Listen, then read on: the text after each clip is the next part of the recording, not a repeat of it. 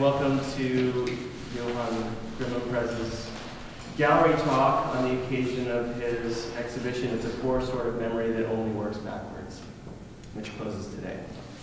Johan is an artist and a filmmaker, and he's from Belgium.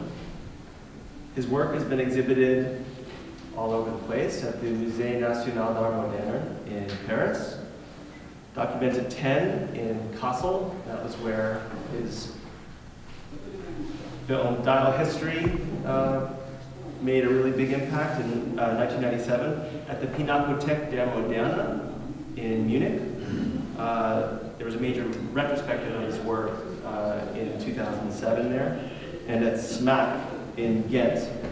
It's been collected by the National Gallery in Berlin, Louisiana Museum of Modern Art in Ravensburg, Denmark, the 21st Century Museum of Contemporary Art in Kanazawa, Japan, the Tate Modern in London, and many other institutions.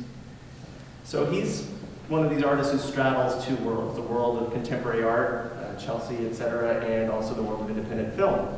His films have traveled the main festival circuit from Berlin to Sundance and have won several awards, including the ZKM International Media Award from the ZKM Center for Art and Media in Karlsruhe, Film Independent Spirit Award, and a Black Pearl Award at the Abu Dhabi Film Festival.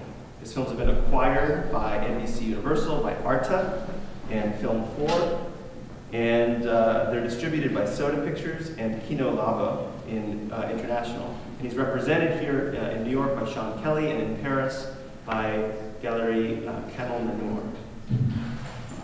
In 2011, Hatje Kans Verlag published a reader on his work entitled It's a Poor Sort of Memory That Only Works Backwards.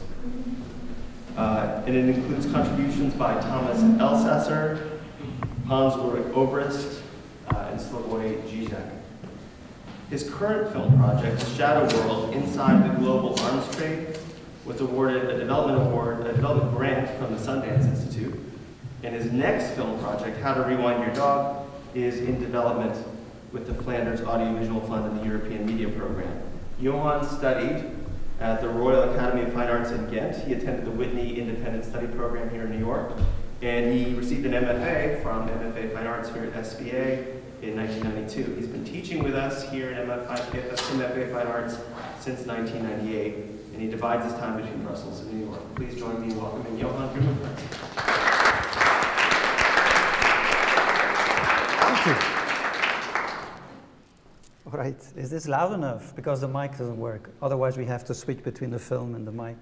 But this is okay to speak up a bit.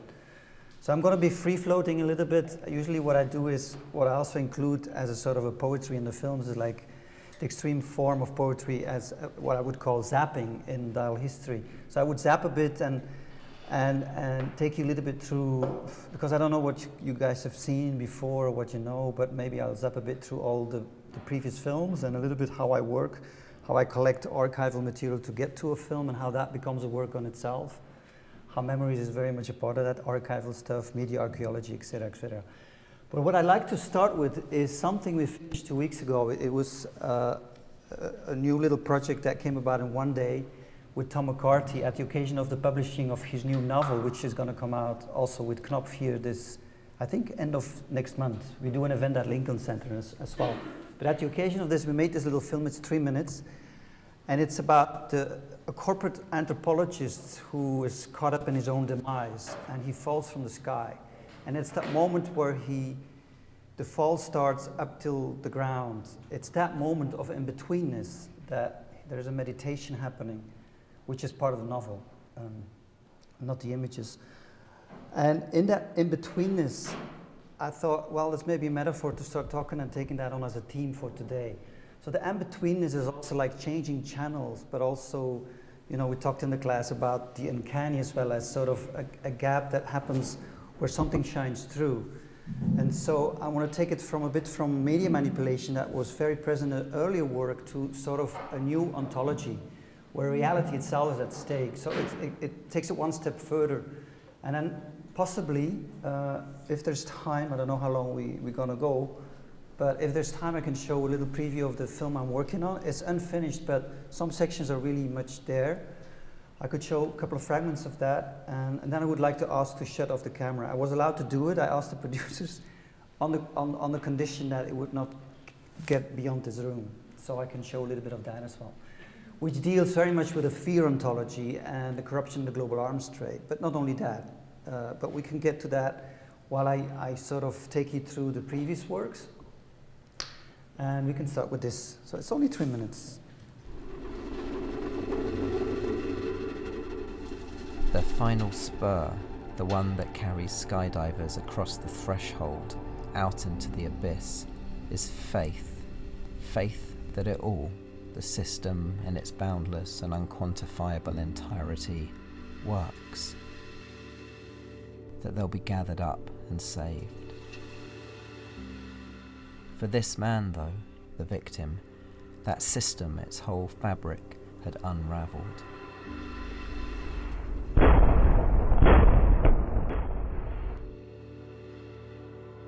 That and not his death was the catastrophe that had befallen him. We're all going to die. There's nothing so disastrous about that, nothing in its ineluctability that undermines the structure of our being. But for the faith, the blind, absolute faith into whose arms he had entrusted his existence, from whose mouth he'd sought a whispered affirmation of its very possibility, for that to suddenly be plucked away, that must have been atrocious. He'd have looked around him, seen the sky and earth, its landmass and horizon, all the vertical and horizontal axes that hold these together, felt acceleration in the atmosphere and all the rest, the fundamental elements in which we hang suspended all the time, whether we've just jumped from an aeroplane or not. And yet for him, this realm with all its width and depth and volume would have in an instant become emptied of its properties, its values. The vast font at which he prayed and into which he sank as though to rebaptize himself time and again would, in the blink of a dilated eye, have been voided of Godhead, rendered meaningless. Space, even as he plunged into it, through it, would have retreated, recoiled, contracted, pulled back from its frontiers, even though these stayed intact, withdrawn to some 0 point at which it flips into its negative. Negative world, negative sky, negative everything. That's the territory this man had entered. Did that then mean he'd somehow fallen through into another world, another sky, a richer, fuller, more embracing one? I don't think so.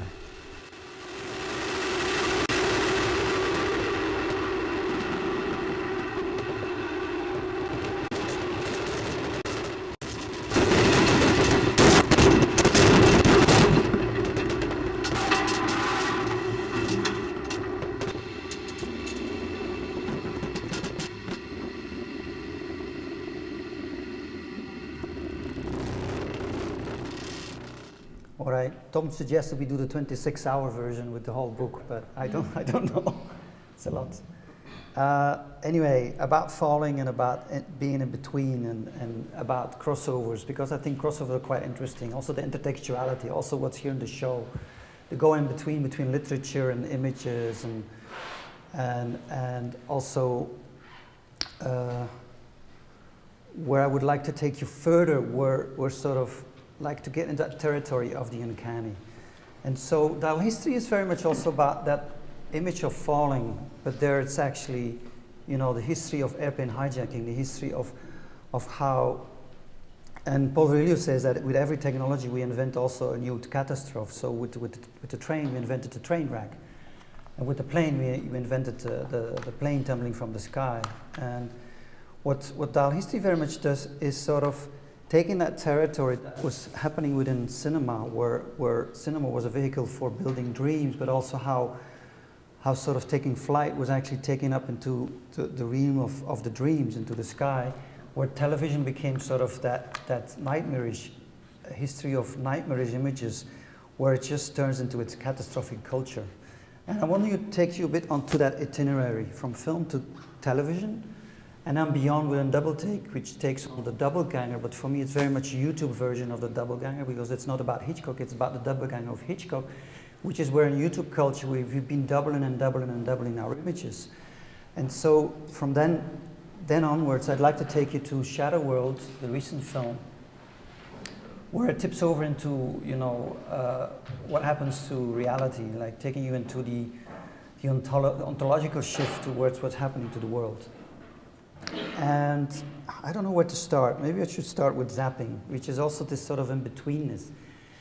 And zapping is something that became very prevalent in the 80s, mid-80s.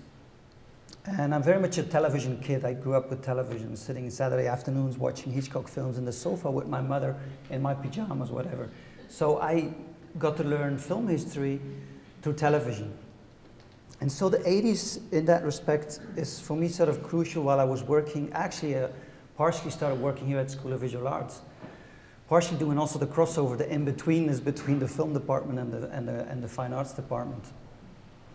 And sort of working through the material in the beginning of the 90s, you know, at one hand being at home, watching the Gulf War happening, beginning of the 90s, and seeing how surreal American television is, where commercials are being spliced, or literally during the Gulf War actually, Join Your Navy commercials were being banned from TV because suddenly television became a commercial for the army, literally.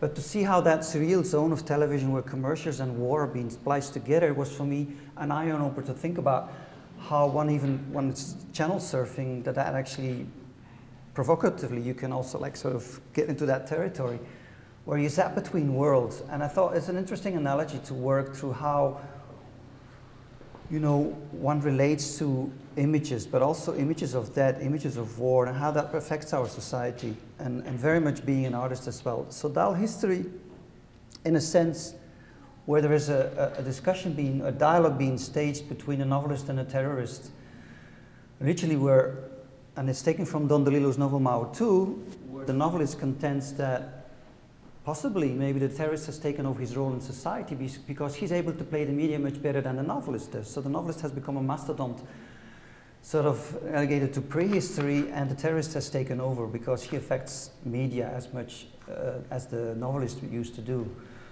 When one talks about political society and how figures like Dostoevsky or Chekhov, how they actually had a role where things being defined in society, but also politically, not necessarily, but it could also be politically. And I thought this is an interesting analogy because, you know, where would the position of the artist be? Would he be the novelist or would he be the terrorist? And a sort of this meditation and this dialogue between the terrorist and the novelist became also sort of very much a personal dialogue with myself, because you come into this world and the world is abundant with images, and then you have to sort of like carve out a niche as an artist, and how do you actually add something to that world while the world is so abundantly there with images. And sort of for me, Dahl history was very much a way to work through all that. Not only that, it's also the relationship when one talks about society, and it also like tips over what is the political role of the artist. Not necessarily that the artist has to be political anyway. If an artist chooses to be an artist, already that's a political act to me. But how far, you know, how they affect society. So the whole political discussion was for me quite important as well, because as an artist, where do you have a say? And so all these themes sort of condensed in this work were at the same time thinking through that and going back to the 80s, that zapping became sort of a crucial element in there. Why?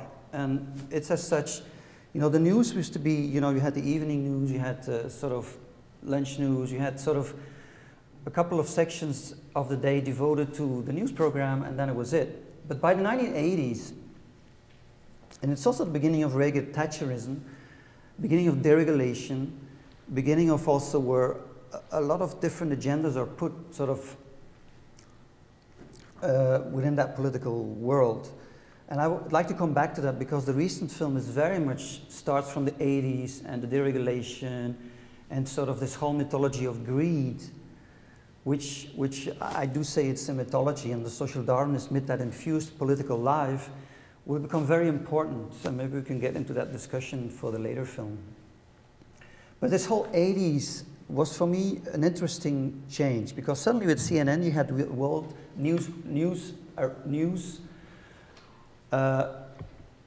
newscasting 24 hours around the clock. So suddenly things changed drastically. Also the three main stations in the United States at least suddenly open up to HBO and also a multi-channel arena where zapping becomes prevalent. And so one can start zapping between different channels.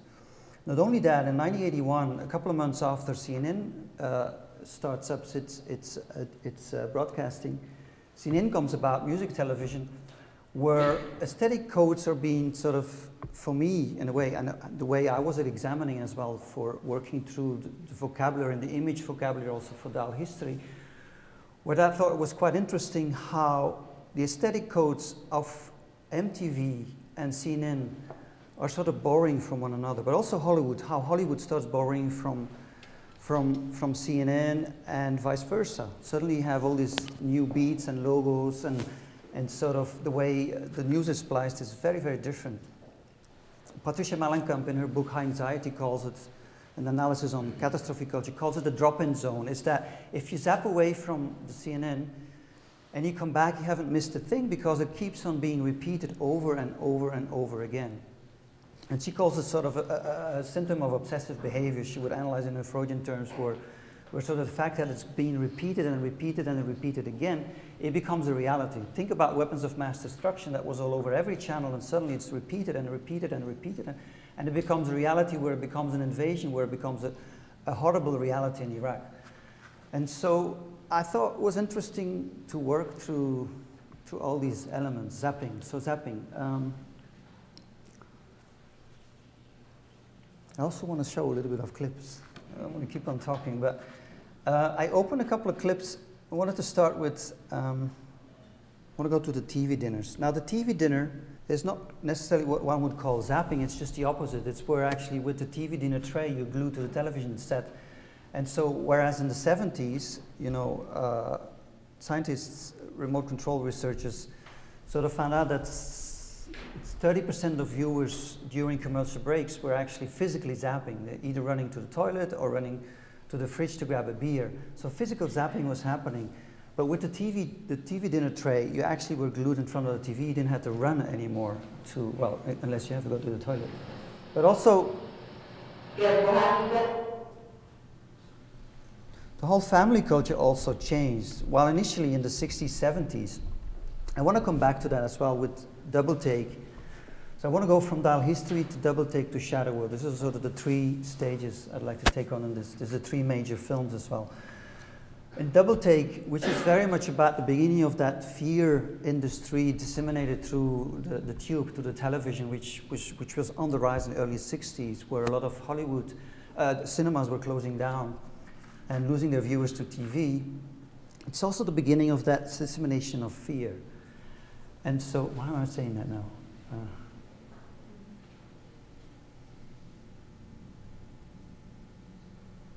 I wanted to get back to the zapping. I'm sorry, I lost my clue.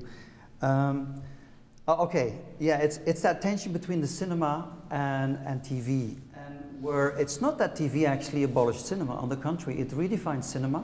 Think about Psycho, where Hitchcock actually takes on his television crew. He was already making since 1957 the Alfred Hitchcock Present program, and then in 1963 becomes 1 hour, becomes very popular.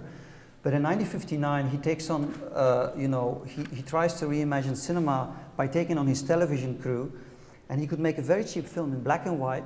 But what happens is, for example, with Janet Leigh, he kills her after 20 minutes, and that's what you never do with a star, because the star is the most expensive asset you have on the film. It's what draws people to the cinema, it's the star.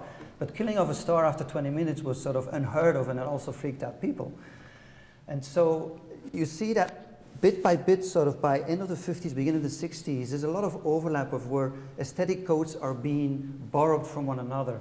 So television's borrowing from cinema, but you know, cinema is also borrowing from TV, because suddenly you have shaky cameras, an earthquake or news footage suddenly very shaky because the bombs are going off and the cameras are shaky. But they build it into the cameras where the cameras become very shaky. It's sort of a device where it sort of helps to actually mimic what's going on TV. And back and forth. Same with MTV. MTV is that sort of, it's not coincidental, I think, that channels certainly are devoted to one specific sort of domain, which is music television. And the news is only sort of on CNN. But they start sort of also, you see that suddenly splicing gets very fast. Instead of 8 seconds before 1980, it turns to 4 seconds, meaning every cut on television, it's average in the beginning of the 80s is 4 seconds. So you see also that sort of the news accelerates.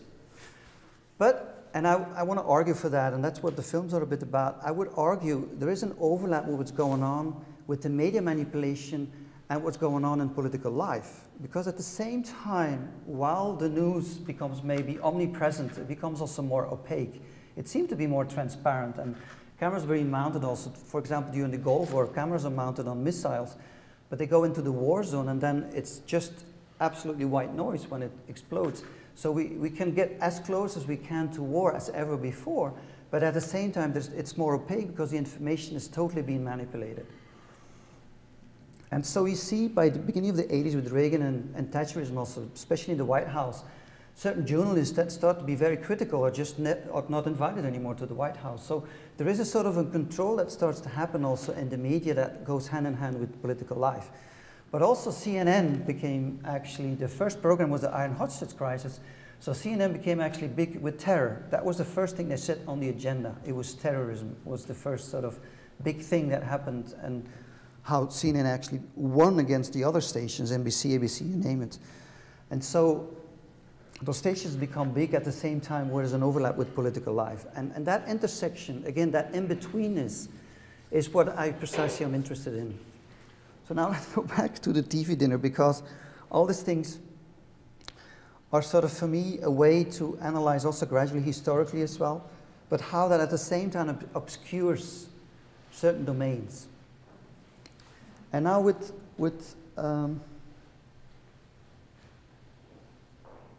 let's analyze a couple. So 1956, Wansons, the CEO, actually came up with this idea, thought it was sort of interesting. They had 270-ton extra Thanksgiving turkey, and they didn't know what to do with it. So the CEO came up with this idea, having flown a lot with the in-flight tray, that he thought maybe why not actually offer this as sort of on a tray and call it a TV dinner. It was not necessarily meant for such, but it was invented and it was given sort of a trendy name because TV was sort of the thing of the day. And so he called it the TV dinner. It became quite very popular, 89 cents it was at the time. And like, there's also a text you can read, 1954. This is on the website. All the clips you can also find on the website. Yeah, we're a little bit dry. Thank you, Mark.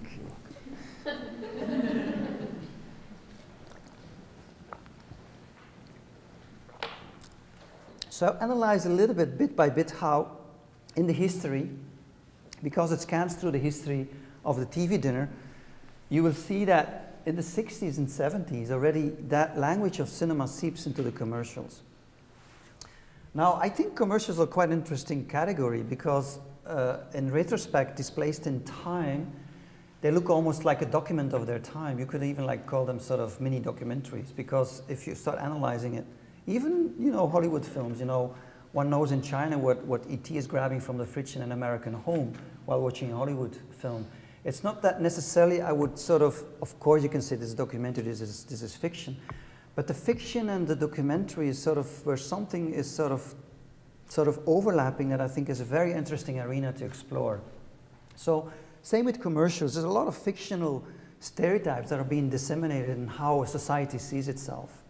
And here we start with sort of the nuclear family, mommy, daddy, and the kid. And dad has just been shopping in the supermarket. And daddy to the store every time. Huh? The turkey is delicious. And the sausage is bigger. Why, you brought home the best frozen dinner we ever had. Well, I guess I can't take all the credit. You see, when I was down at the store today, so darn many frozen dinners. Trust Watson. That's what most folks do. They're the ones. No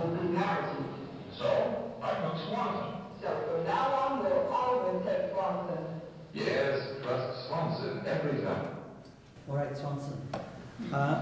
I also like to go back because Double Take is even more about that 60s sort of arena where the tension between television and cinema, and where Hitchcock actually crossed over to television. That's quite interesting. So you have a character who embodies both worlds, and in Double Take they're staged as two doppelgangers having a conversation where one is trying to get rid of the other, and one embodies television, one embodies the film. But you will see in the next clip I'm going to show,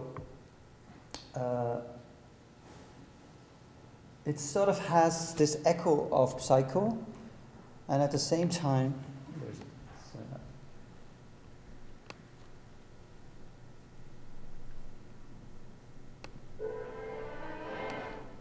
It echoes sort of Psycho, but at the same time, I'll explain about it also, about the whole stereotypes of emancipation, which are, of course, being recycled within those commercials.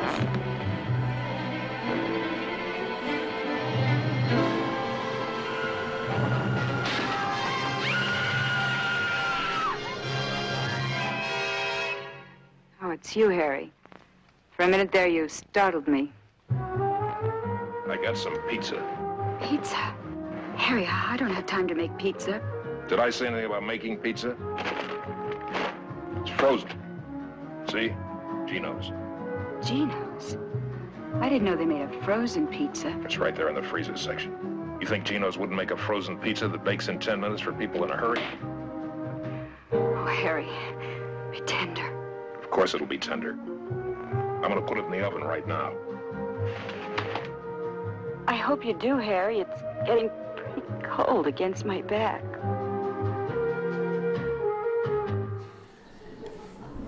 So the subtext is it's not anymore the nuclear family, but you see sort of a guy sneaking up on the stairs up to, maybe is it his mistress? We don't know.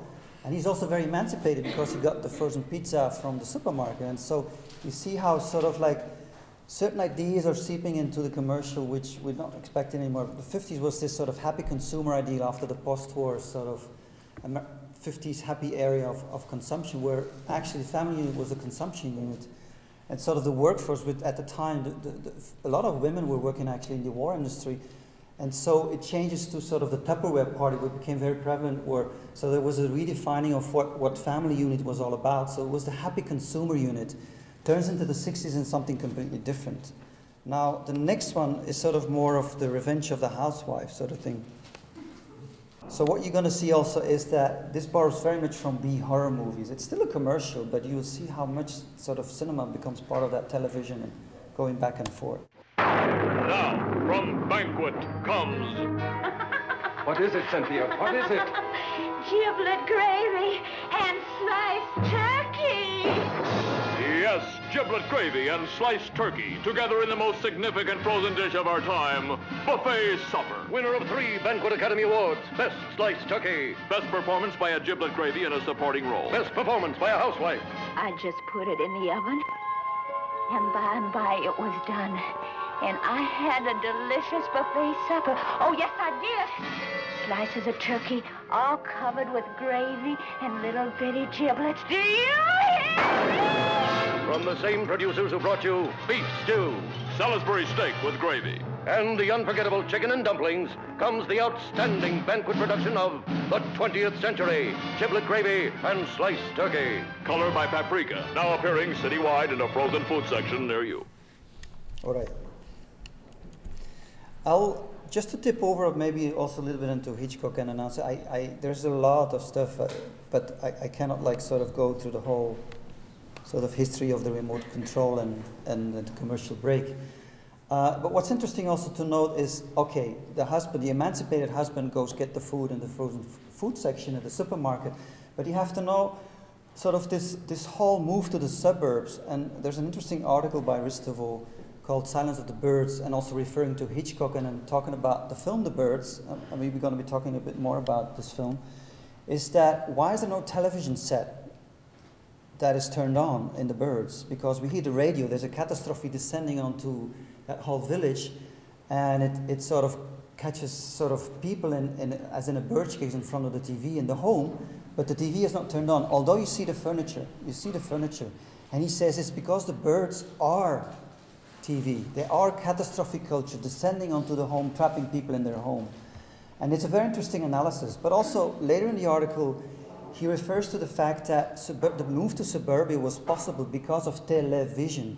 It's a television that still holds sort of that ideological hold onto society by actually just disseminating its commercials through television, that actually the suburbs move was made possible.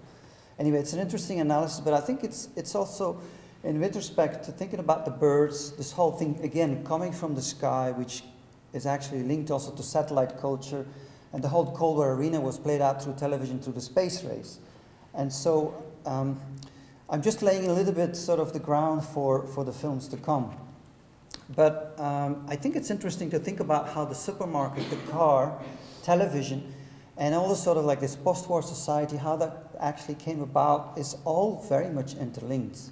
Because think about it, oil and Iraq and et cetera, et cetera.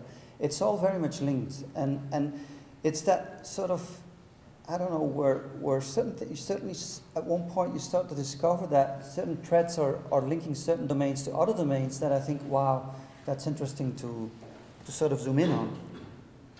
Anyway, one more, yeah, maybe we go to the 2000s as well. Let's close this one. Just to close off the whole TV dinner history, but here we have one of the 2000s, and just look at the symbols that are being used. Some say Swanson has gone chic. One pays like green chicken penne and hazel cream sauce.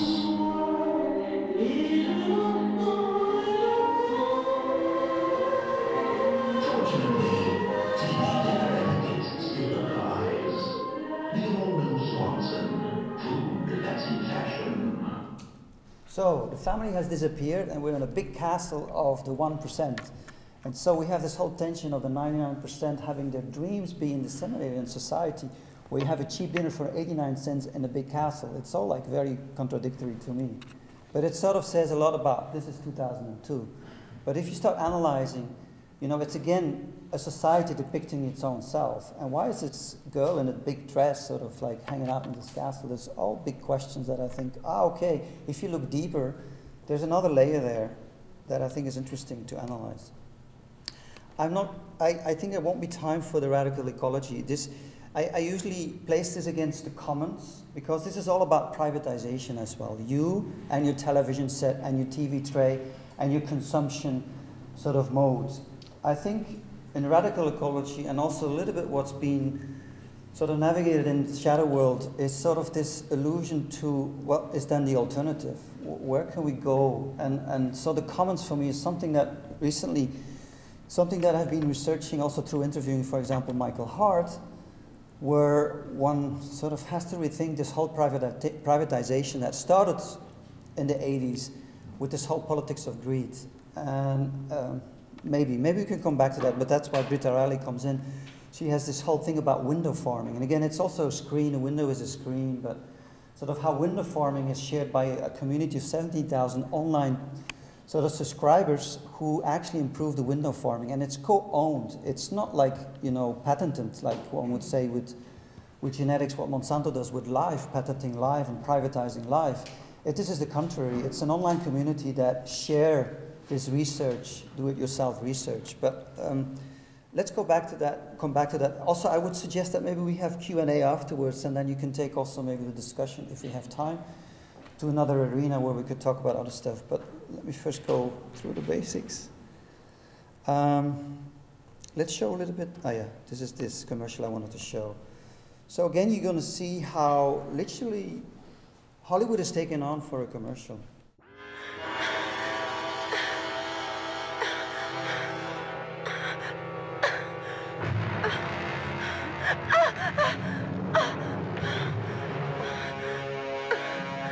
Here, reach, now. I can't. I'm slipping. Come on, I've got you. Up. I can't make it. I'm slipping. Introducing a new hand cream that leaves no greasy feeling behind. New Johnson's hand cream. So let's go to Double Take. All right. So I always dreamed of making a film, a feature film that would play in the cinema with commercial breaks. And so Double Take achieved that, where there's 5 commercial breaks, literally Folger commercials. It's about instant coffee. It's also even a double ganger of coffee. But Double Take stages a double ganger of Hitchcock. We did a Hitchcock casting in 3, 4, 5 cities where we saw 80 Hitchcocks, but they're all like more of a failure, which was also interesting, but all would add up and sort of maybe make one Hitchcock. But in London, we stumbled onto a Hitchcock double hanger who had been playing Hitchcock for 20 years. And in profile, actually, I thought I had to open it up as well.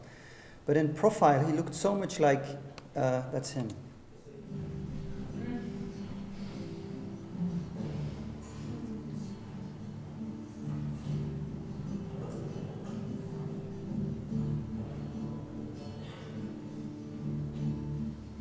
Well, you will see him in the film as well.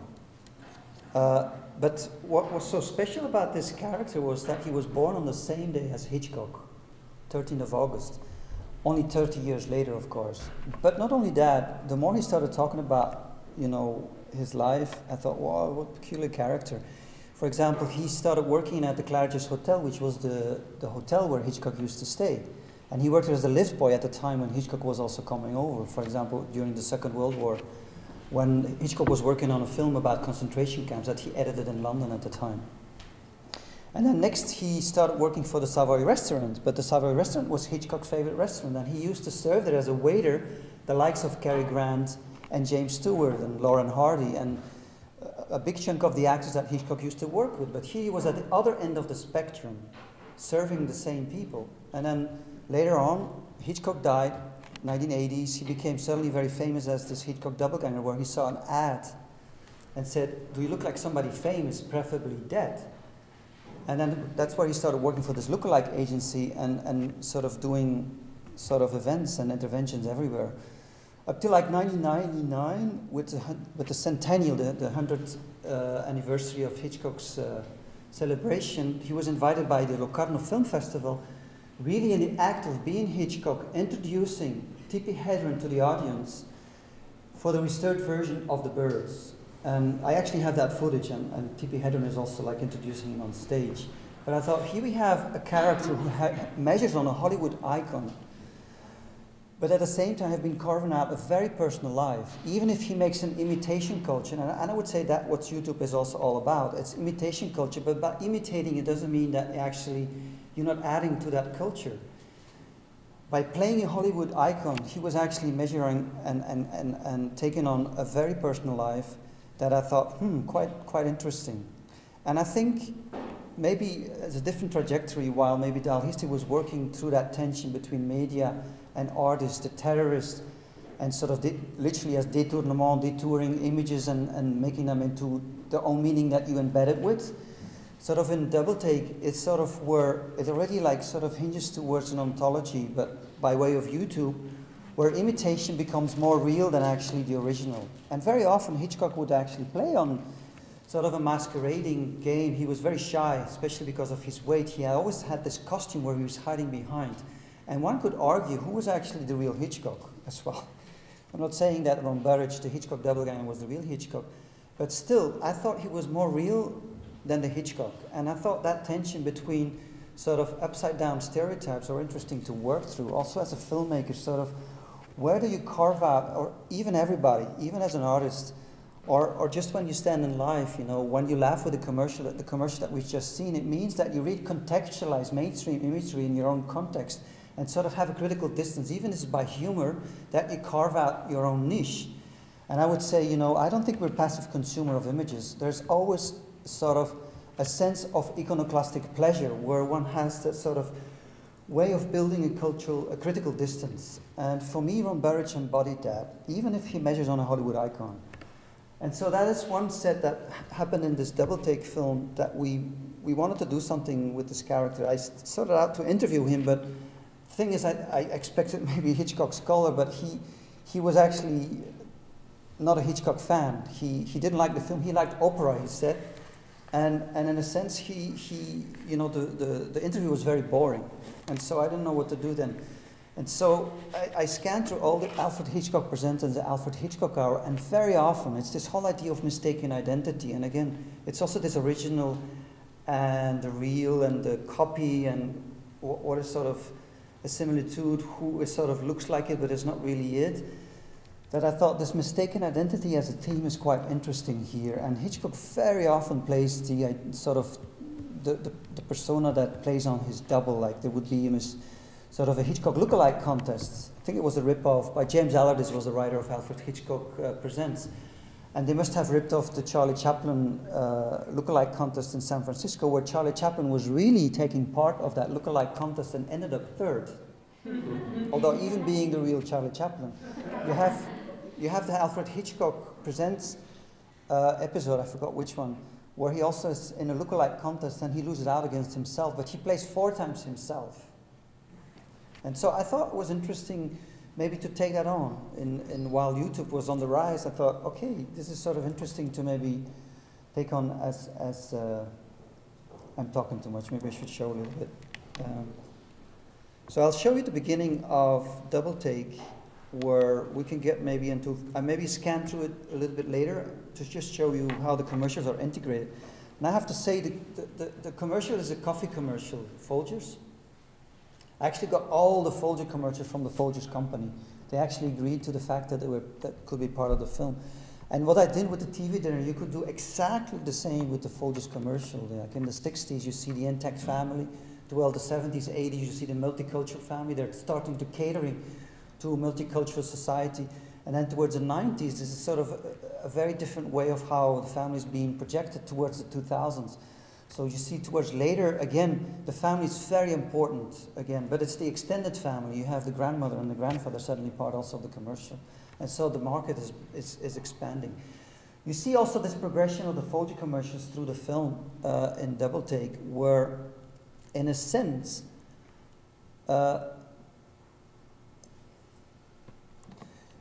while Hitchcock and Hitchcock having a conversation and drinking a cup of coffee, the other one is drinking a cup of tea, precisely because he probably poisoned the other one's coffee. So when Hitchcock meets Hitchcock, one says to the other, if you meet your double, you should kill him. Otherwise, he will kill you. And so there is a standoff in this dialogue between Hitchcock and Hitchcock, where the murder weapon is going to be the poison in the coffee. So in a way, the Folgers commercial is spliced into this film, and where suddenly the sound is taken off, and I play with the codes. The codes are taken away from the Folger commercial, where the psycho music comes over it, and suddenly this Folger commercial becomes as a murder weapon. So the commercial has turned into a weapon, but Hitchcock did that very often as well. Like what was sort of interesting about the fact that he was crossing over to television is that, and not a lot of film scholars have written about his TV work, but he was as important, I think, for setting the vocabulary for TV as for film. Of course, he did more film, but there's about 300 of those introductions that he did for TV, and he was always laughing with the sponsor. Even at one point where he said, "Let me do also the commercials myself, like I would brush my teeth and my teeth would fall out, or I would vacuum clean and the vacuum cleaner would explode." He called them anti-commercial, and he said, "Listen to me, you know, I think these commercials are going to sell even more," and that's proven today. I mean, I have a lot of anti-commercials, which literally, they actually grab more attention because they can sort of it grabs people's attention because suddenly it's a commercial talking against itself and being critical about itself. Is this meta sort of critical sort of consciousness is coming about where critical sort of distance is being recycled in commercials? Anyway, we're getting into another territory, but I just wanted to mention that Folgers commercial sort of has this way where it seeps into you that it turns into a murder weapon. All right, so Double Take. How can such a pretty wife make such bad coffee? Was coffee a problem? Try Folgers, the mountain-grown coffee. Good evening. For 4 days now, some of the 20th century's most extraordinary diplomatic maneuvers have been taking place in Moscow. Vice President Richard Nixon and Soviet Premier Nikita Khrushchev have thrown away the rules of polite diplomacy, it would seem, and are engaging in rough-and-tumble impromptu debate. The topics range from rockets, communism and capitalism, war and freedom, to color television and the kitchen sink. The words sound fierce and harsh, as if they might increase international tensions and plunge the world into a new Cold War crisis. The word MacGuffin. I'll do it in sections then, okay? Just, yeah. The word MacGuffin. The word MacGuffin. The word MacGuffin could be a Scottish name. Comes from a conversation between two men. Comes from a conversation between two men. In a railway train. In a railway train. One says to the other. One says to the other. What is that? What is that package you have above your head on the head? On the luggage rack. I said, oh, that's a MacGuffin. That's a MacGuffin. I said, well, what is a MacGuffin? The other man says, what is a MacGuffin? Take your hat off. Name, Hitchcock, Alfred. Height, 5'6". Weight, prisoner refuses to make a statement. Here's his record. 1940, picked up on suspicion. 1942, spellbound. 1944, notorious. 1955, rear window. 1956, the man who knew too much. Anything to say, Hitchcock? Well, sir, I admit it ain't a good record, but I'm trying to do better. Better? Do you call this doing better? Appearing on television. I'm sorry, sir, but my family was hungry. Now, take him away. Wait a minute, sir. You've got the wrong man.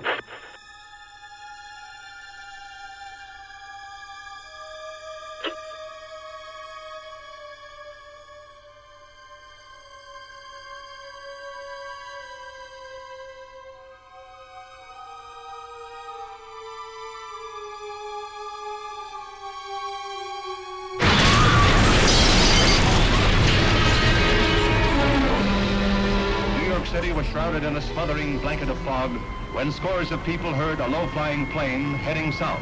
Then an explosion. An Army bomber lost in the overcast had crashed into the towering Empire State Building, parts of it blasting completely through the 79th floor and landing across the street in a disaster that remains the most singular in New York City's history. The disaster on 34th Street.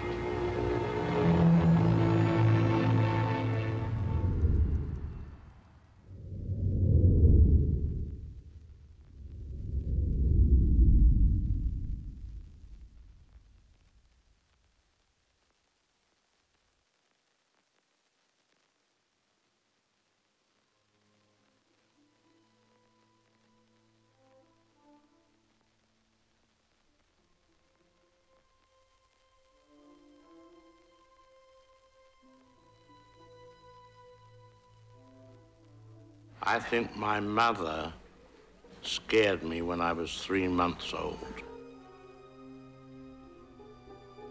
She said, boo.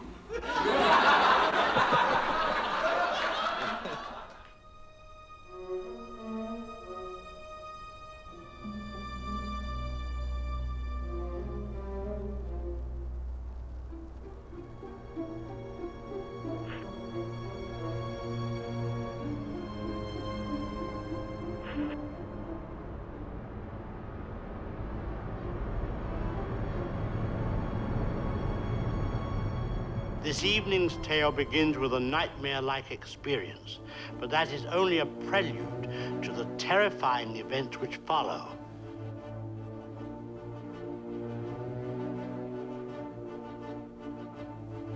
They say that if you meet your double, you should kill him, or that he will kill you. I can't remember which, but the gist of it is that two of you is one too many. By the end of the script, one of you must die. But first we have another device which can bring tears to the eyes of the more fastidious. A television commercial. Oh, Mr. McGregor. Oh, thank heavens you're still here. Oh, I was just about to go home. What's wrong, Janie? I've got to do something about my coffee. Is your coffee really that bad, Janie? Jim says it's awful. What can I do? Better try this. Instant Folgers. Is it good? Tastes good as fresh perked. I'll try it. Great coffee. And the folks loved it. It's Instant Folgers. Tastes good as fresh perked. And now join me, if you will, while we contemplate the perfect crime.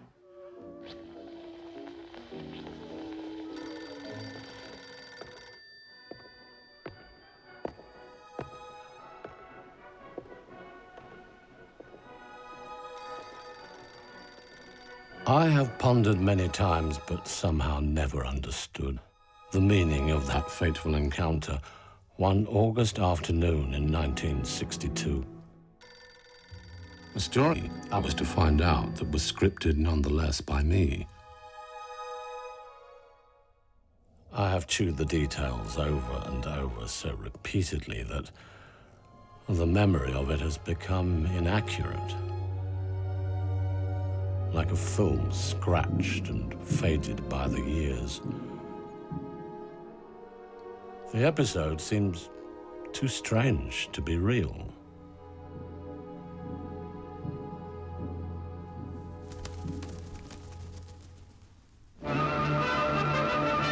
Master of suspense, Alfred Hitchcock, has some comments about his latest picture, The Birds.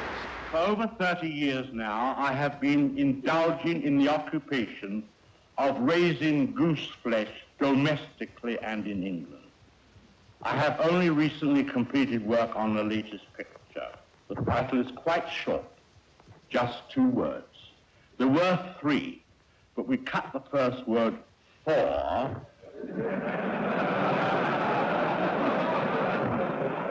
and call it simply The Bird.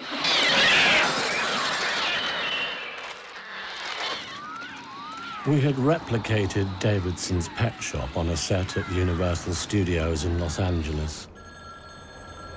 We were shooting an episode that my audience had already come to expect, the scene in which I myself make a fleeting appearance. My 2 white terriers, Jeffrey and Stanley, trotting along the sidewalk in front of me, quite oblivious to the threat massing in the sky above.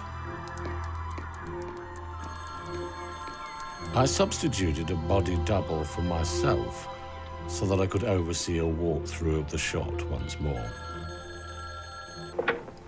I was about to reinsert myself into the scene when my assistant informed me that I had an urgent phone call waiting for me in the studio offices.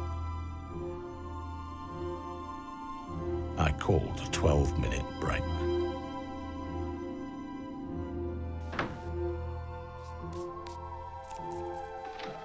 As I left the set and navigated the studio's staircases and corridors, I experienced a sense of déjà vu. I had indeed walked through this environment several times before, but now it felt different.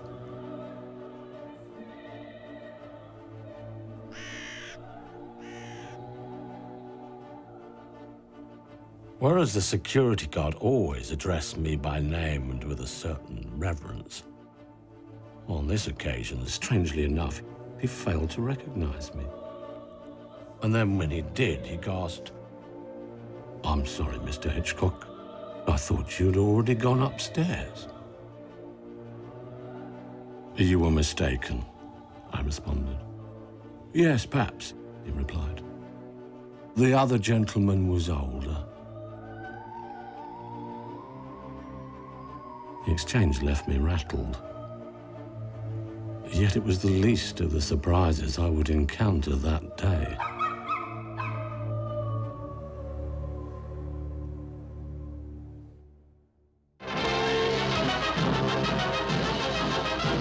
Vice President Nixon escorts Soviet Premier Khrushchev on a preview of the United States Fair in Moscow.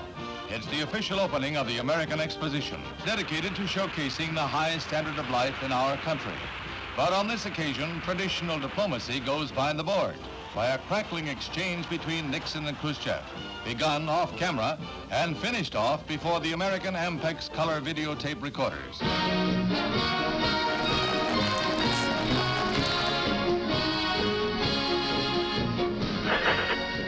It's a special report on one of the most unusual diplomatic events in recent history. Featuring on the one hand, Soviet Premier Nikita Khrushchev, the irrepressible and outspoken leader of communism. On the other, the Vice President of the United States, Richard Nixon, cast in the role of defender of capitalism and American foreign policy. Part of the unscheduled fireworks was recorded on videotape.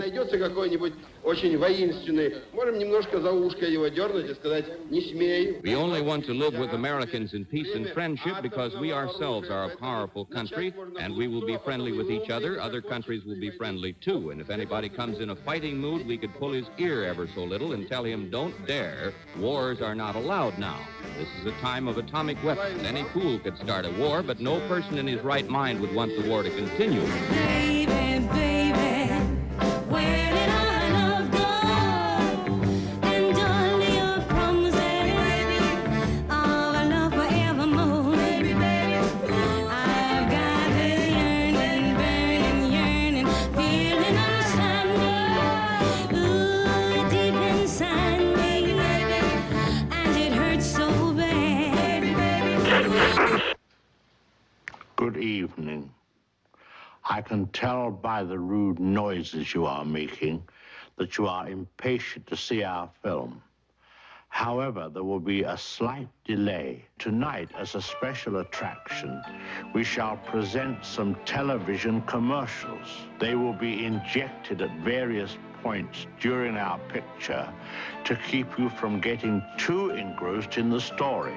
You mean it's as bad as yesterday? Mm-hmm. No improvement at all? Mm-mm. Now what am I gonna do?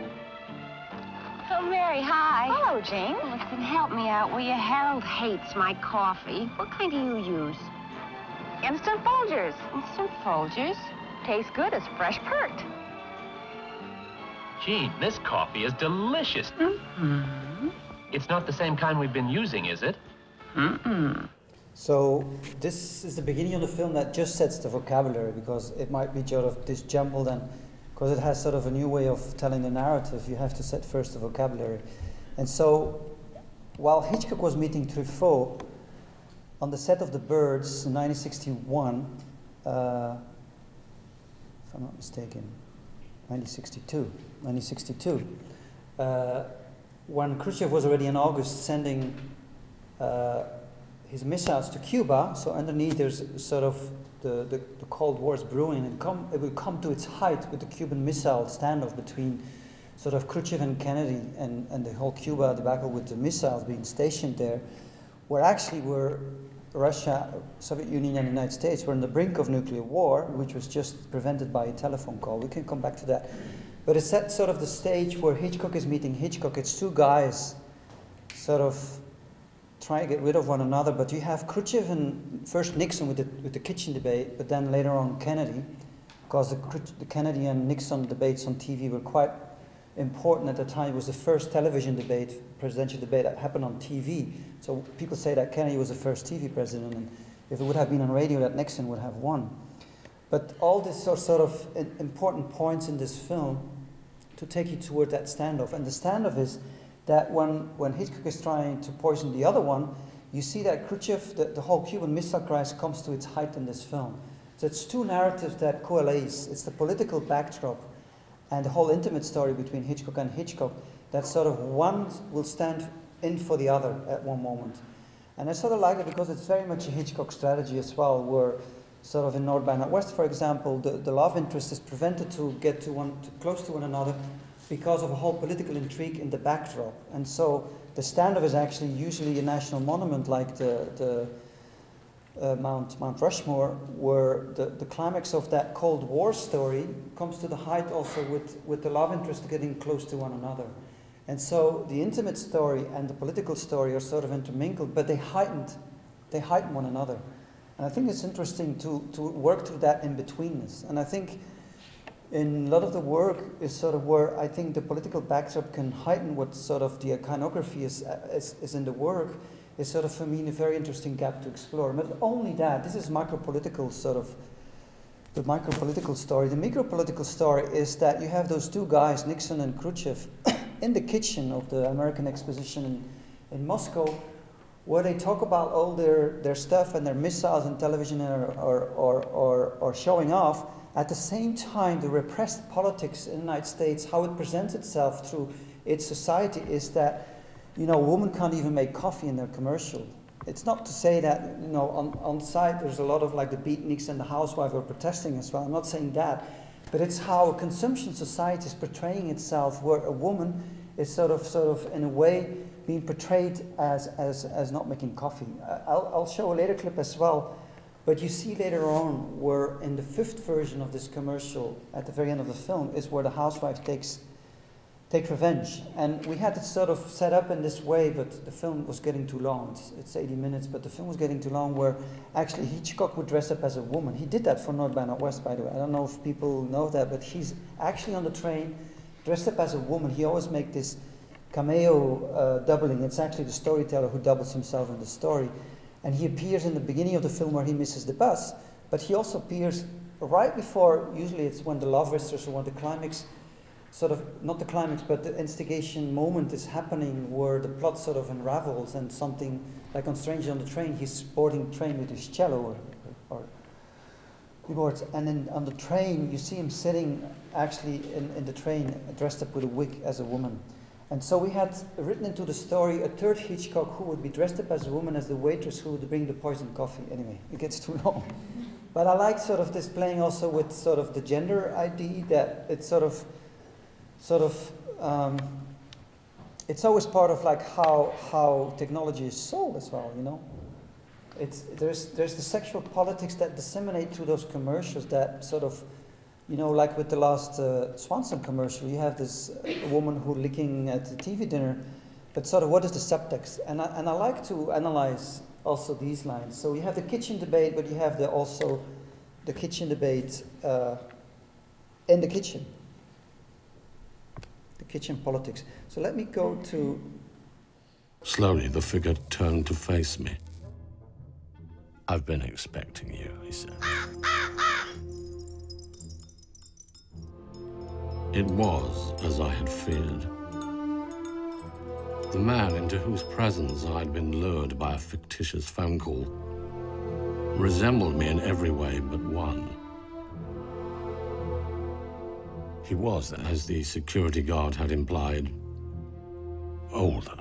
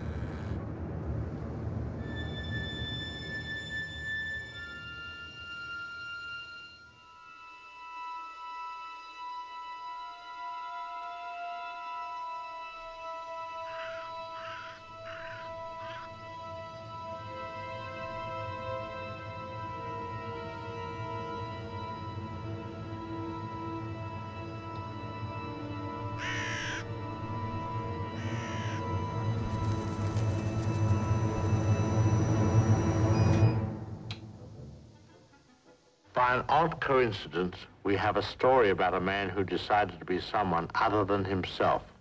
People would say, oh, it's Ron. It's Ron Burridge. You know, the one who looks like Hitchcock. Sometimes it's difficult to believe anyway. It's like looking in a mirror. You can never see yourself as others see you.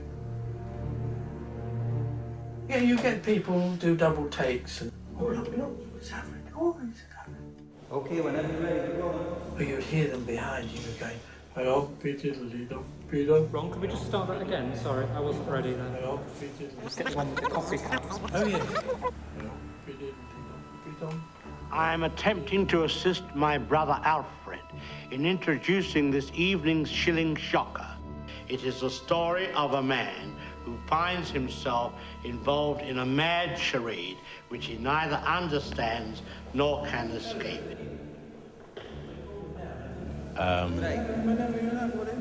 the word MacGuffin comes from a conversation between two men in a railway train. One says to the other, "What is that package you have above your head on the luggage rack?" He said, "Oh, that's a MacGuffin." So the other man said, "What is a MacGuffin?" Qu'est-ce que c'est qu'un MacGuffin? He said, "Well, it's an apparatus Eh bien, c'est un for appareil trapping lions in the Adirondack Mountains of New York." But the other man says, "But there are no lions in the Adirondacks of New York." The man says, "Well, then that's no MacGuffin." Well, the man says, "Well, that's no MacGuffin." Good evening. Oh, good evening. Good evening. Oh, good evening. Oh, good evening. Good evening. Oh, good evening, ladies and gentlemen. Oh, sorry. And they say, "You don't half look like Hitchcock." And I say, "Funny that." Good evening. I'm Alfred Hitchcock. Yeah. And tonight I'm presenting the first in a series of stories of suspense and mystery. No, that was hilarious to do. Called, oddly enough, Alfred Hitchcock Presents. You could turn, yep, that's all right. Radio Argento presenta di Alfred Hitchcock.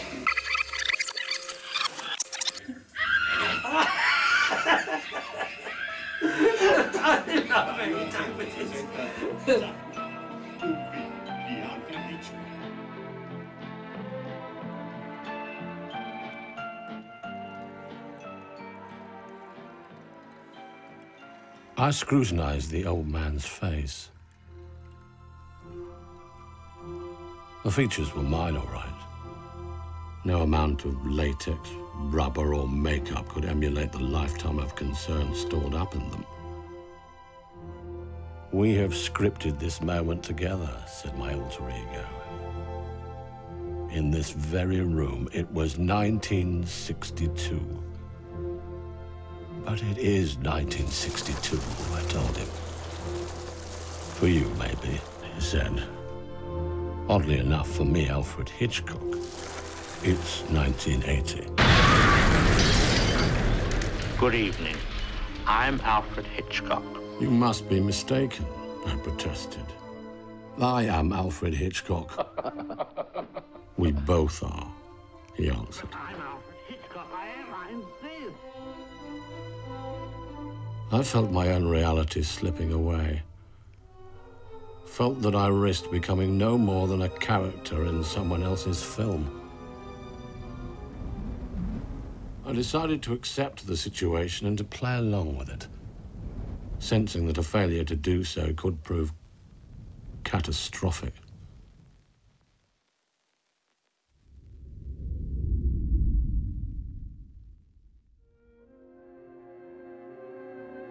And there it was, another post-war wonder right before your eyes. This, Mr. Khrushchev, is the television. One of the most advanced developments in communication that we have, at least in our country.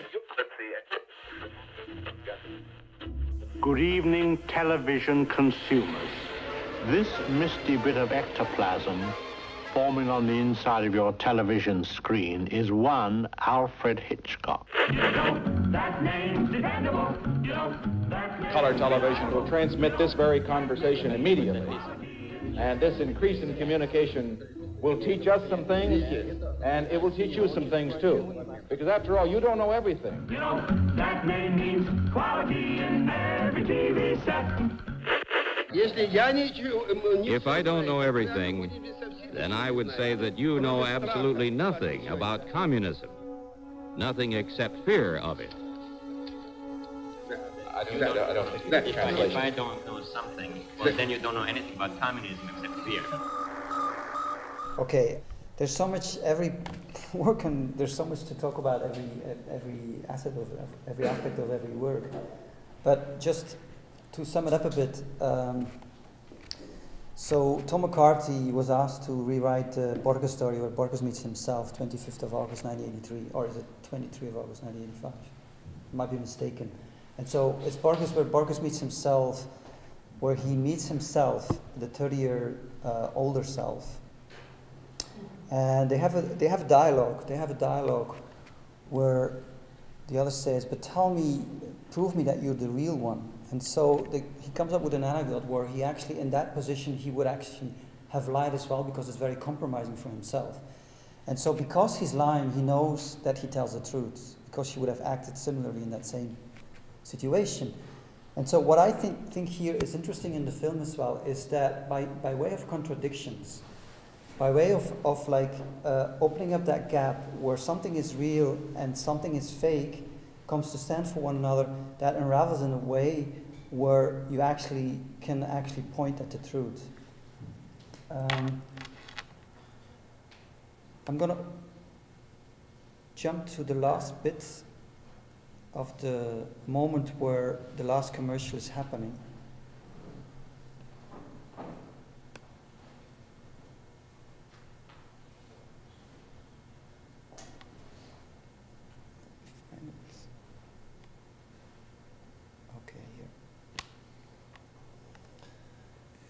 We're getting also much later in the film. By the way, yeah, but the gallery's closing. But you can upload the film. The film is also available online, but it's actually the film that is shown there as well. So we're getting into the last commercials where the commercial suddenly comes to stand for that murder situation. Nothing is what it seems. In Cuba, an agent visits his mistress, and no one asks why.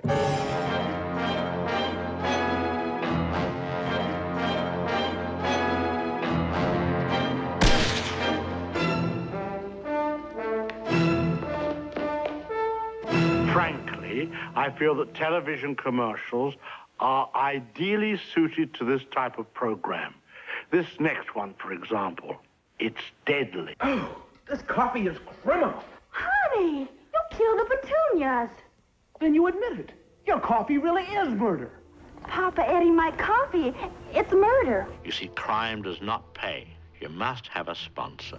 Try Folgers, mountain grown for richer flavor. Well, all right. You know it's a crime. Maybe we loved cinema so much we annihilated it, I ventured. The mountains. It's possible, he concurred. Ooh. We always fell in love with our characters. That's why we killed them.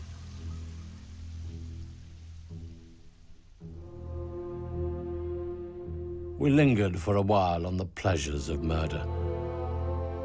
I argued that dying was an act of love, of complete surrender. We always played our crimes as though they were love scenes. Intimate and domestic, he murmured in agreement. Television brought murder into the American home, where it always belonged. So tell me, how would you like to die?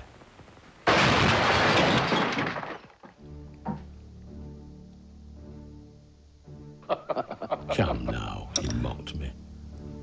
We have imagined every type of murder, shooting, strangulation, stabbing, being hurled to death from a national monument, marriage, oh yes, marriage. Marriage can be very deadly. Some of our most exquisite murders have been conjugal, performed in all tenderness with the aid of a kitchen appliance. Personally, I like poison. It can only be administered to those who trust their killer. The family, spouses, lovers. Murder is a gift, like love.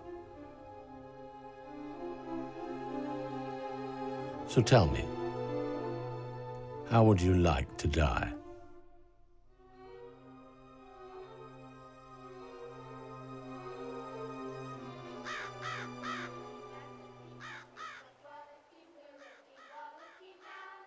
And I'll let it run a little bit, because you're going to see the moment where Ron Burridge is meeting Tippi Hedren in Locarno.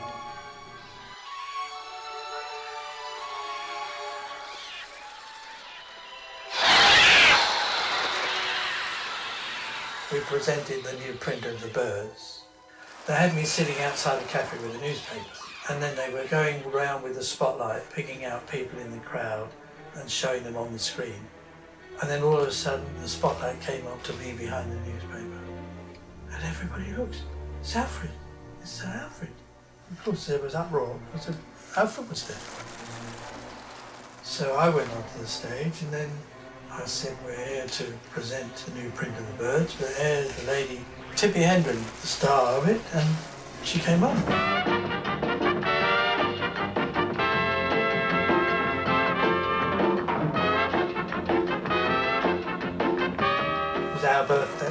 Our birthday, Alfred and me. I want to wish Alfred Hitchcock, wherever you are, a very, very happy 100th birthday. We got the same birthday, 13th of August. Good evening. The Alfred Hitchcock of today.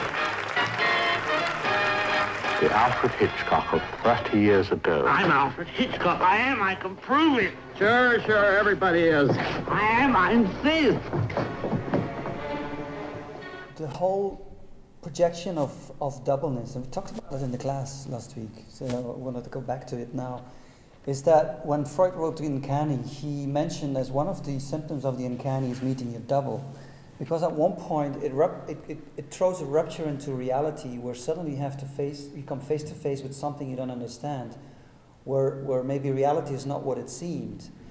And so that game, as much as it happens maybe in micropolitical situations, it also happens in sort of that big game that was set up between Khrushchev and Kennedy. And so that projection of the double and the projections of fears is sort of, that actually makes this sort of thing of like projecting what your own fears are onto the other, makes sort of this whole maybe world the way it is. And in a sense, often, because also with sort of, people ask me, why not Vertigo? And I think it's interesting to also actually analyze a little bit about Vertigo, is that in a sense it's not the woman that is doubling. In a sense, woman is playing on a masquerading game, where in this film, where the woman is dressing up and sort of is embodying what actually the man desires. In a sense, scholars have written about it that actually the man is suffering from male hysteria, in this that his desire he projects onto the other, and Hitchcock was prone to that as well. There's a lot been written about how misogynist he was, even with Tippi Hedren, where he would lock her up in a cage and throwing live birds at her, where she even had a scar. He talks about it in this film as well, where that misogynist sort of standoff was very much also Hitchcock's game. It's sort of the desire that he projects onto this woman, where the woman refuses back to play that game and of course have their own desire. And so the male hysteria happens there in the Vertigo film as well, where the woman is not able to respond but just playing on this masquerading and pleasing the man. And so I think that tension is interesting, that actually it's not the woman that is doubling, it's actually the man that is doubling, and he's suffering from that sort of uncanny symptom, or he suffers from vertigo, where there's a rupture in reality. And I think that's interesting to analyze as well. And it happened very much with Khrushchev and Kennedy as well, and I allude to in this film, because when I was working through this film, I had seen this documentary that had come out in 2000. And this was a German spy who spoke fluently Russian, who worked for the Russians as well, but actually immigrated to the United States and actually was working for Kennedy. And he was a translator when Kennedy and Khrushchev had a conversation. This is not known at the time. A lot of films like 13 Days, and even people say, oh, it's actually the brother of Robert Kennedy who actually threw the ambassador, and he did have that talk as well in the embassy, that who actually set up a whole situation where the Turkish missiles would be withdrawn and there would be a deal being made between Khrushchev and Kennedy. But there actually was a telephone conversation, and hence also, like, you see that also in Dr. Strangelove, right? The film where there's also standoff within the Cold War sort of situation between the Soviet Union and the United States. And it's all happening through telephone. And it's true that after Kennedy left office, they had installed actually the direct line between the Kremlin and the White House. It's that telephone was installed then, rightly because of that telephone that Khrushchev and Kennedy had. And Kennedy and Khrushchev had agreed that they would not touch Cuba, because the Pentagon was always pushing to actually invade Cuba. And there's been an interesting book being written, Arsenals of Folly, and there was a lot of conferences even like held in 2006 and 2007, if I'm not mistaken, and then where they didn't know that actually mini nukes were tactical missiles were installed not so far from Guantanamo Bay, that actually if at the time General Curtis LeMay would have invaded Pentagon, they would actually have shot back. Missiles were actually already installed, and they didn't know that. And so it would have been really a terrible nuclear standoff at the time in 1962. And so what happened is that Kennedy was looking for a diplomatic opening. You know, Khrushchev was saying to Kennedy, well, you know, I don't want Mao to have the bomb. And Kennedy said, I don't want Israel to have the bomb. And they've been having a conversation, a written conversation as well, where they're actually trying to open up a diplomatic sort of dialogue. And that was completely being sabotaged. It was completely being sabotaged. Of course, the first nuclear treaty was in the make because of Kennedy and Khrushchev. But it's not a lot to talk about. And then, of course, 1963, biggest television moment. It's also when the birds come out. Kennedy is shot, and 9 months later, Khrushchev is dethroned, and 2 days later, Mao is actually exploding his first nuclear bomb. But behind the scenes, Kennedy and Khrushchev really were opening up that sort of, I would call it the third factor. It's sort of course, you have the double and the double, but if you open up a dialogue, then a third factor comes in and kills those both characters. It's very often sort of also a cinematic sort of dramatic triangle. And sort of what I set forward, of course, within the scope of this talk, we could analyze the whole film, of course, but maybe it's time to go to some other themes. But I think it's interesting that the whole idea of dialogue, instead of like being sort of controlled by this industry of fear, where your fears are being projected and then coming back to haunt you, is sort of something that, for me, became quite interesting to like sort of point at what dialogue could do. Anyway, these are big words, but I think I could show later on maybe a clip of Raymond Tallis that is featured in Shadow World, and he's a brain scientist from Manchester, a brain scientist who, during his career, he started sort of thinking, you know, we're trapping the brain and consciousness, we're trapping consciousness too much inside our head. He thinks consciousness is completely relational. And so he says Descartes is probably wrong because, you know, I think therefore I am. What is the I that he's using? Because the I is a shared sort of word that you can only know because you've been talking to someone else, and then you can get to know that the I is an I. And he says maybe it's more something like we dialogue, therefore we are. And coming from a brain science, it's sort of quite interesting. He also is an evolutionary, he wrote a lot about evolution as well, where standing up doesn't mean necessarily you have a club or you kill the other. It's maybe because you talk to one another and face one another. And sort of the hand doesn't necessarily have to be aggressive, but the hand could also be because you shake hands. And so he was questioning completely how sort of evolutionary theory came about. We've been taking this on Shadow World, but the Shadow World became such a long film that we had to cut it all out. But there's interesting things to be said about how consciousness came about. And consciousness is still a big black hole, but consciousness probably came about through relational situations. And so you talk, I talk back, and sort of things evolve.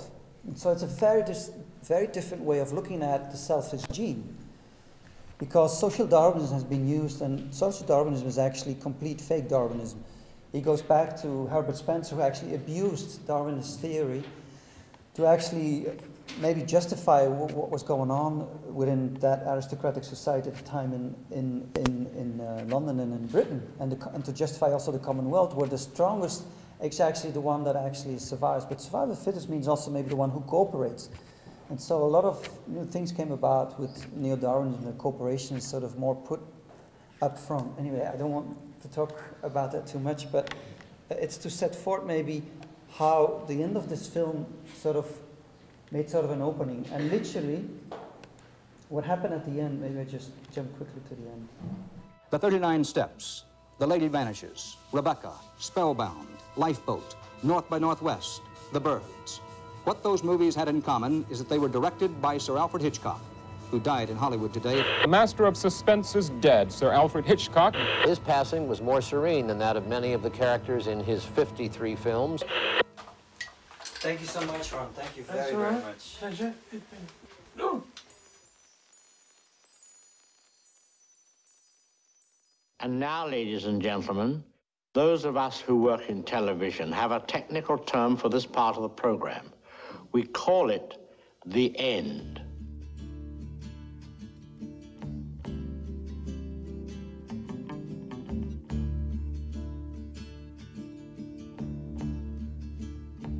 You never close your eyes anymore when I kiss those lips.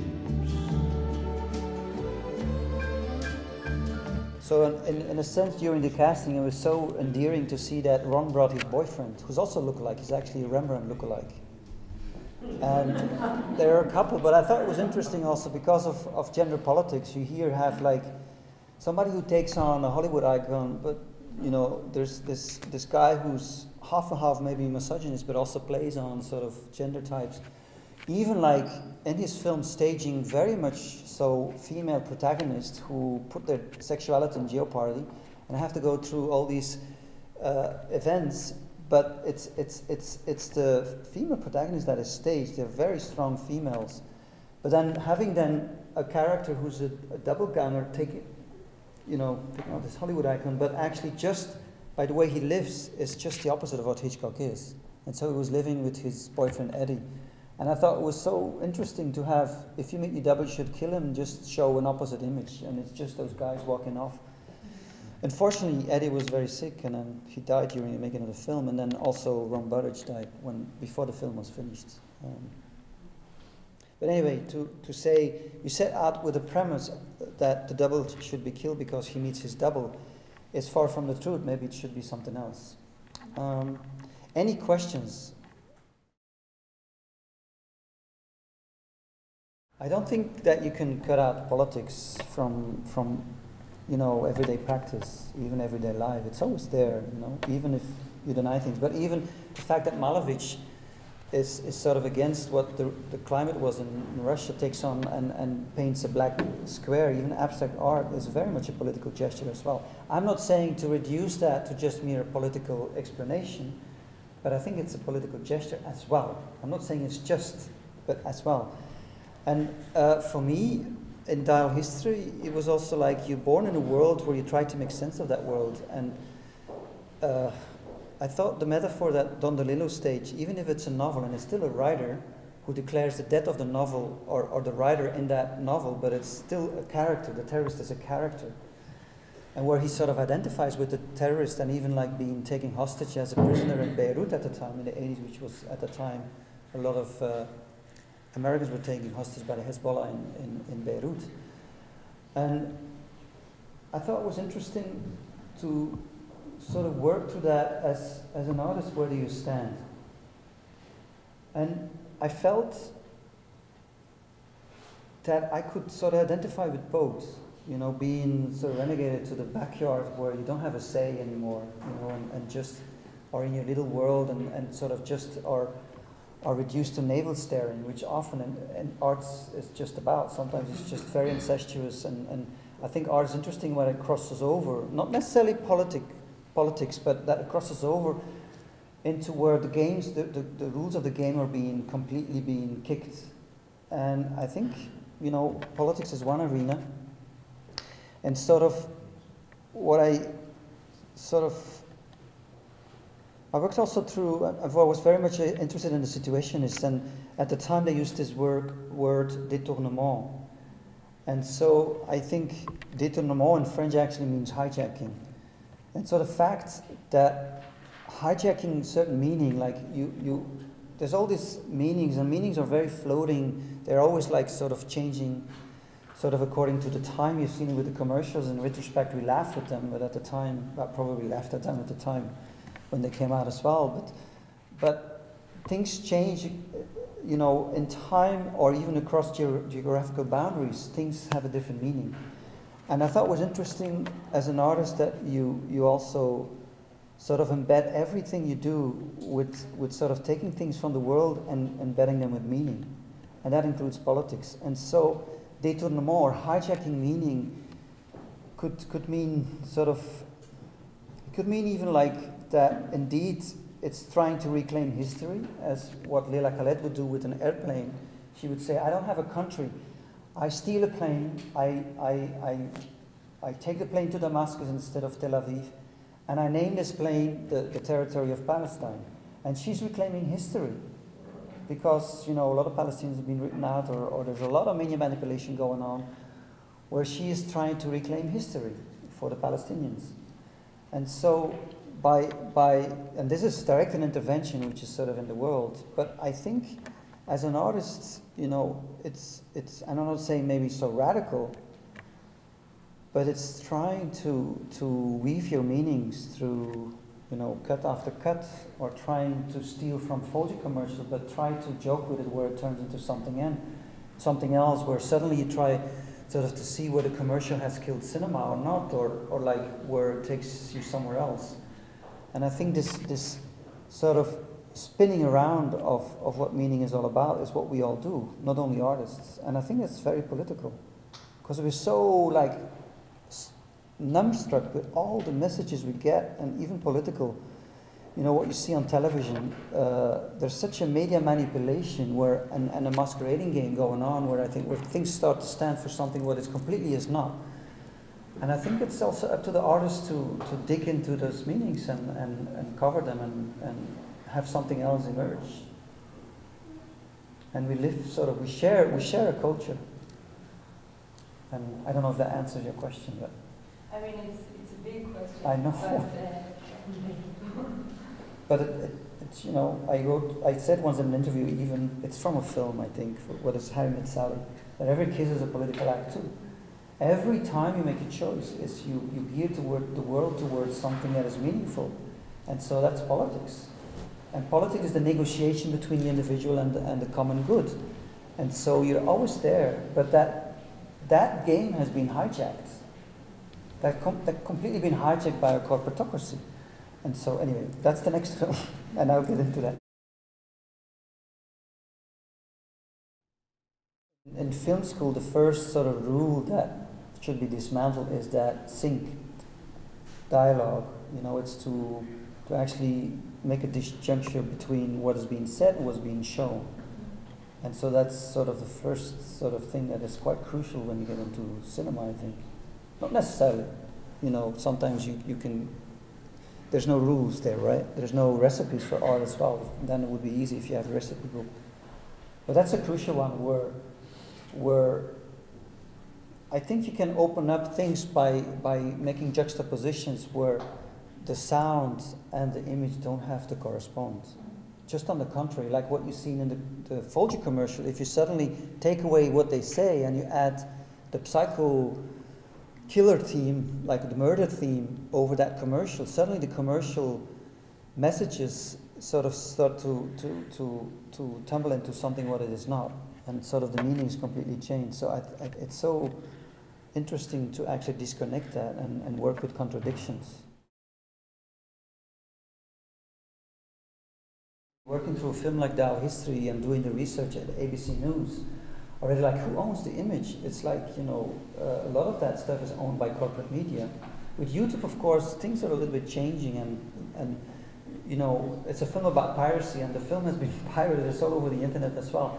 But piracy is a very interesting subject matter when it comes to, you know, who owns an image, and who owns memory, right? And of course, it depends on which work, but I would say, you know, sometimes I never clear the rights. But for Dow History, for example, I would never have had access to all that footage of plane hijacking, because you couldn't find them anywhere else, because they were stopped somewhere in New Jersey, and it was still film at the time. When I was researching beginning, it was 95, 96.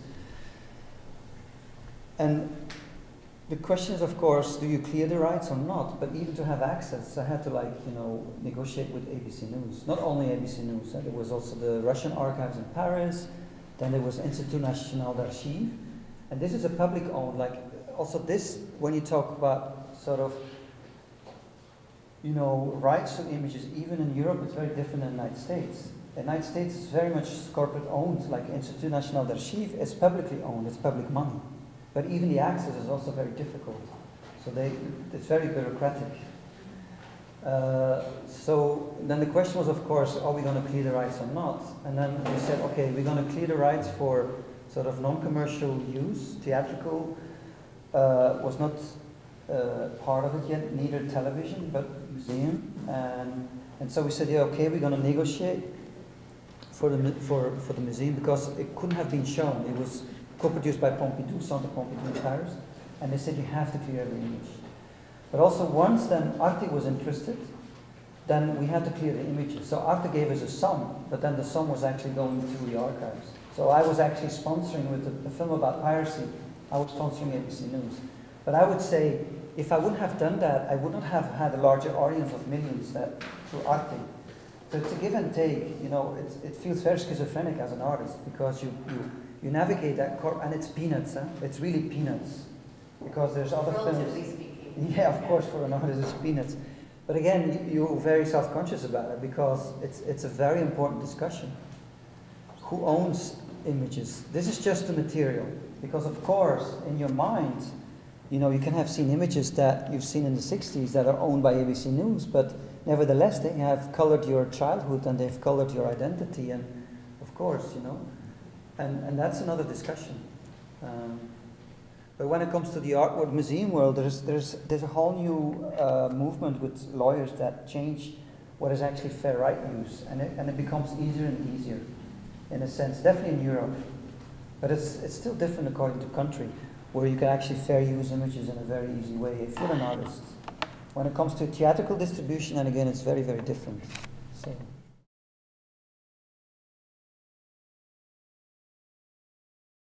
Of course, a lot is also some things are not even recorded. There's genocides that are not being recorded, and that's also history, but, it's being written out of history.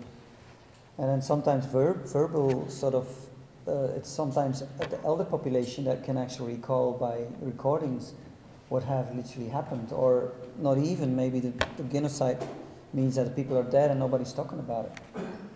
And I'm talking, for example, I was just reading about what happened to the Germans, because there was a huge genocide in 1945. So many cities were built, and there was a huge from the Russians as well. So many women were raped, and there's hardly any evidence of that, and it's been hushed up. And so, same with the Palestinian history, the whole heritage, libraries, all of that was shipped first, to other countries, and then even if you want to look up for images, the history of Palestine, it's very tough. It's very tough. So who owns images maybe there's the famous dictum here, appropriate, where Walter Benjamin said, history is written by the victors, and it's truly so. It's also, once you get into memory, you also get into the whole structure, how a society is structured according to certain power images, and so you cannot deny that. And it's such an important work also to pirate that, I think that's one of the comments as well that we should be having. We had a discussion also in Belgium about, film heritage, and, some of things should be, being taken care of as a commons. Like what you have with film history institutes that collect old 35mm films. Of course, with the net, everything is changing quite rapidly. And sort of who owns images on YouTube? It's Google, but still people are dumping their stuff on YouTube, while actually then you also give away copyright. Anyway, these are other discussions. I'd like to let's stick to the topic, and then maybe we take it to shadow work. Yes?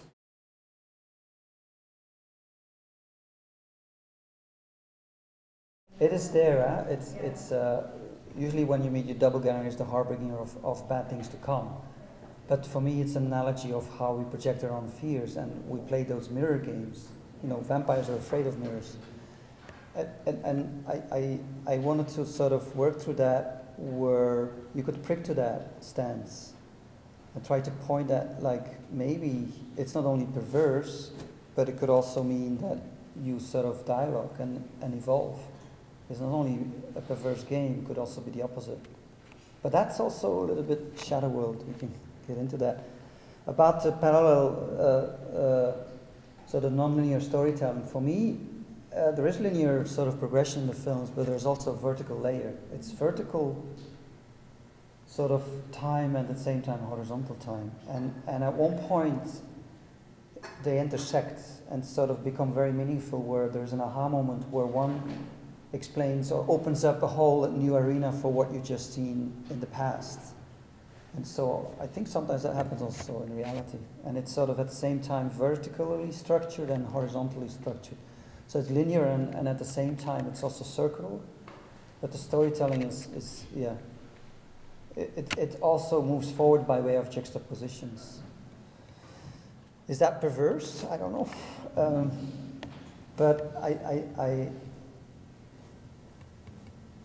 I do think that the fear industry is very perverse, and so far, how far is this a mirror of the game being played outside? A lot of people have told, I haven't had the chance to show Fragments of Dahl history, but a lot of people said this film is very obscene, but then I think television is so much more obscene.